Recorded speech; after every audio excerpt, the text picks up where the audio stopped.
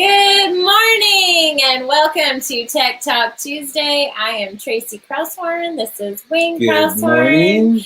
And we are your technology teams. He's playing footsie with me under the desk.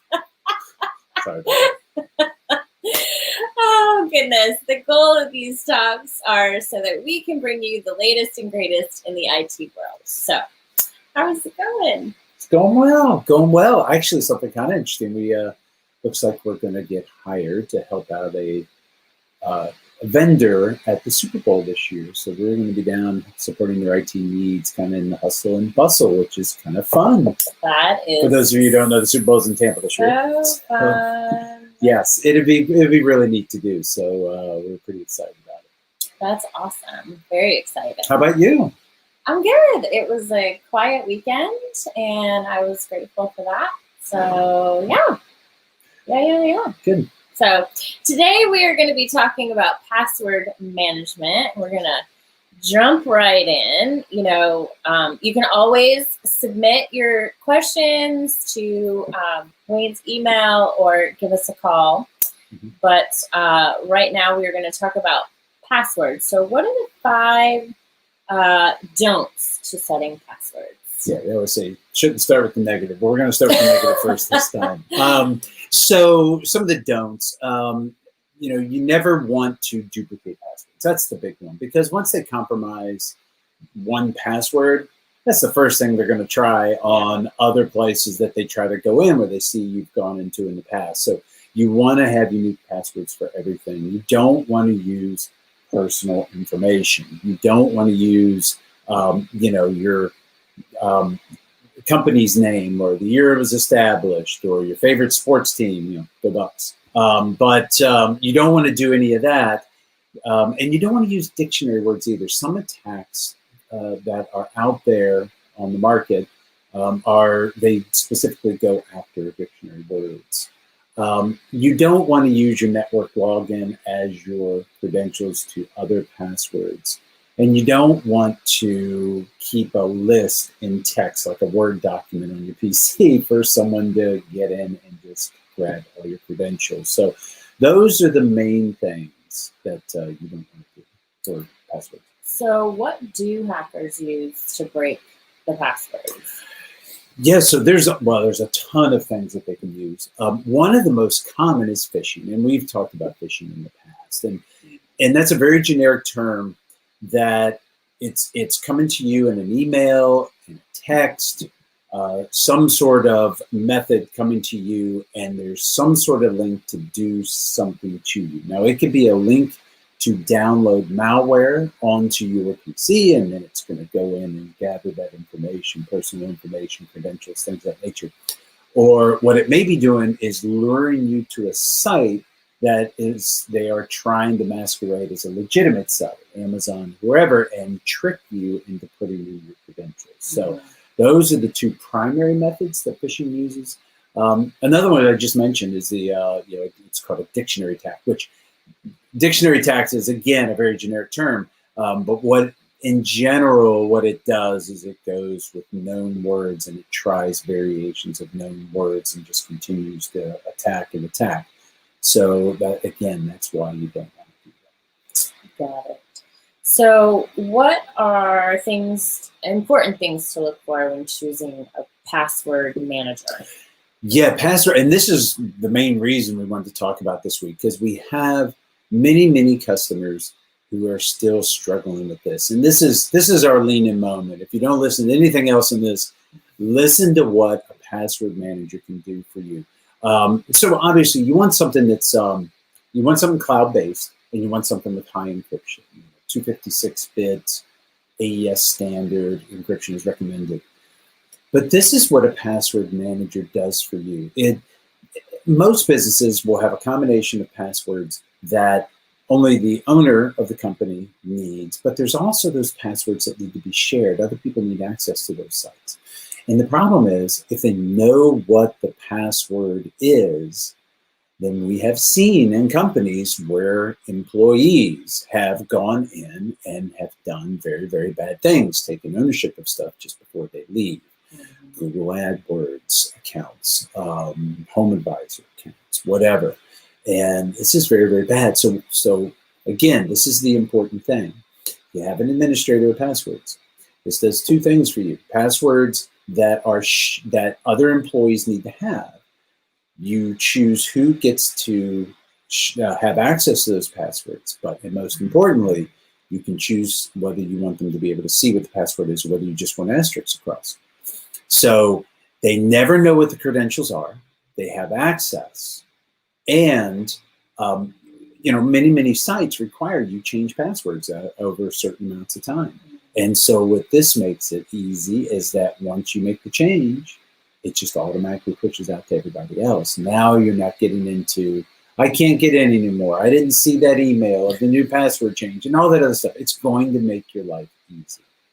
So, so that's why people are using them. Some other nice to have features are assessment tools that will not only grade the strength of your passwords, but will also have a random password generator. That's what we always use. We use random password generator. It's nice if you have directory services tie-in. If you're using Active Directory, if you tie in this to Active Directory as you're onboarding and offboarding, you're automatically giving employees access to this. So that's a really, really nice thing. And then also, it's nice if you have something, and most of them do today, have MFA, multi-factor authentication. You want that. Well, let's remind everybody what the multi-factor and two-factor authentication. I always struggle with that. I don't know why. Yeah, it's they're the same thing. Multi-factor and two-factor are the same thing.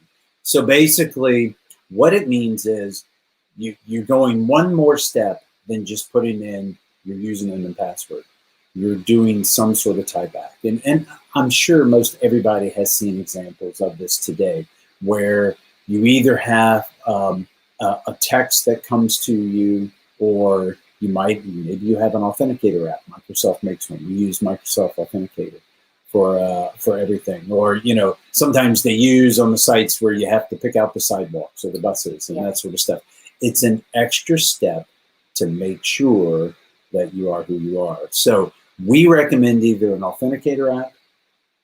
It's very easy. It sits right on your phone. You go to log in. It says, okay, put the code in. You go look up, and you can have each account that has MFA will be in there, and it changes every, I think, 30 seconds. And you just have the code. Very easy. Or you can do a text. The nice thing about that is if someone makes an attempt without you knowing, the text is going to go to is going to you, and somebody made an attempt. So that's a nice thing about that. But that's what MFA is. And if it's, as we say here, if it's worth protecting, use MFA. Yeah. What are 5 best practices the company should implement? Yeah. So first of all, you want to really have a good set of password rules. What length? They usually say a minimum of 8. We use 15, and with requirements for capital letters, numbers, characters, things of that nature.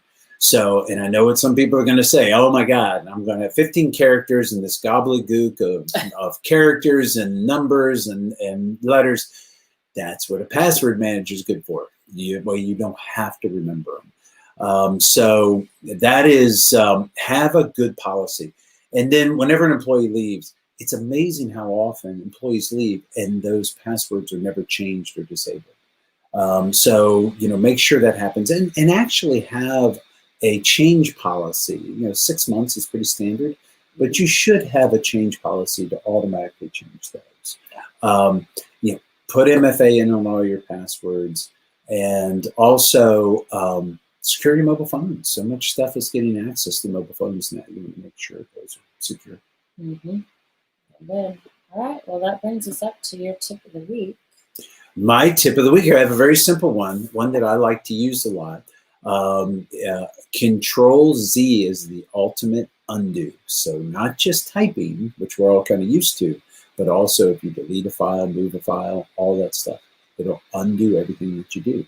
and then Control Y redoes it. Hmm. So Interesting. in the PC world, not sure about that. So- Well, with my email, that works. Does it? With Okay. the Control Z. So I've accidentally deleted emails before, and if I hit the Apple or the Control, yeah, it is Control Z. It will bring my email back up, so that is good. Okay. So my tip of the week is actually, I found that your QR code reader, and you can just go on your app store and just find one. It will also read barcodes, and if you, let's say, for instance, where's my little box go? Anyway, you can scan whatever it is you want to look for, and it'll pop it up, and then it will give you several places where you can shop for it or check prices. So let's say you're in Target and you hit the barcode, you can check Amazon's price, you can check and Google. Yeah, Google's a big one. Google's a big one that you can shop for. So you can just check prices right then and there, and your QR code reader has a little scanner option now, and you can do that. So it makes comparing prices very, very easy. Yeah, you always hear that the stores' prices are kind of all over the place. Some things they'll try to make have high prices on they think would sell, and then bring people in with low stuff, so you can always find out if the store has a good price. That's a cool little tip. Yep. Yes, sir. Okay. Gotta keep it real these days. Yes. All right, what's up next week? Next week, something we see a lot is there are a lot of really neat tools within the Office suite that a lot of people don't know about. And so we're going to spend some time talking about some of the top things that can really help your business be more efficient that you may or may not know. Very good. Well, as always, you can contact us via email or phone. Any questions that you have, just pop them in the comments and we will get to them. We don't have any right now, but we always check and go back and Yep, make sure that there's none there. So my tongue isn't working today. Feels like a Monday. Yeah.